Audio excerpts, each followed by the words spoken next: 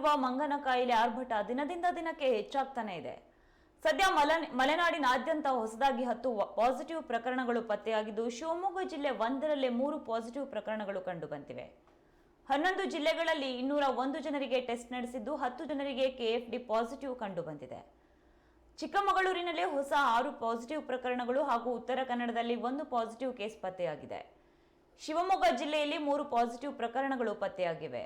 ರಾಜ್ಯದಲ್ಲಿ ಈವರೆಗೆ KFD positive ಪ್ರಕರಣಗಳ ಸಂಖ್ಯೆ 130 ಆಗಿದ್ದು, ಇಲ್ಲಿಯವರೆಗೆ 103 ಜನ ಆಸ್ಪತ್ರೆಯಿಂದ ಡಿಸ್ಚಾರ್ಜ್ ಆಗಿದ್ದಾರೆ.